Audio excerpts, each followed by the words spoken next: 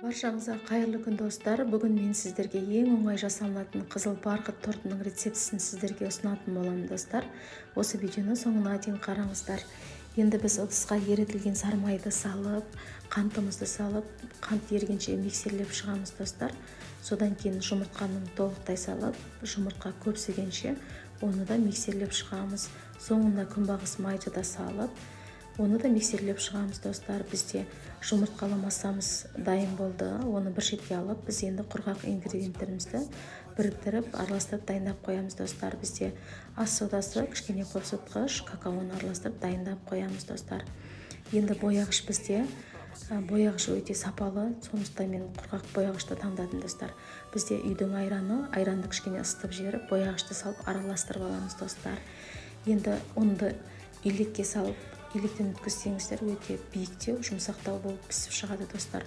Осы екі қоспамызды ұнды електен өткізіп, содан кейін бояғышымызды салып, қайтадан ұнымызды салып, бояғыш салып, миксерлеп алдым достар. Екіге бөліп мен миксерлеп шықтым. Бізде осындай масса пайда болды, қою шаң. Енді 24 сантиметрлік формада салып, мен 180 градуста 30 минутта пісіріп шықтым. 30 минуттан кейін ғана ашыңыздар достар. Мұнда әдемі көтеріледі.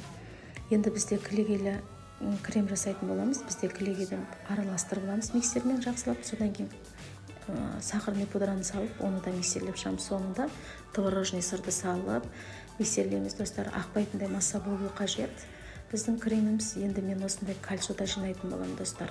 Барлығын жинап болғаннан кейін мен холодильникте 1 сағатқа қалдырып қоямын достар.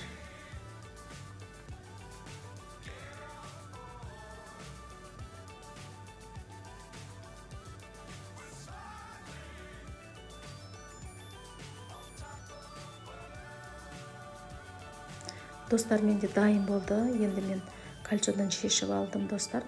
Енді қалған кремдерін осылай жағып шықтым толықтай достар. Енді біз әсемдейтін боламыз тортымызды.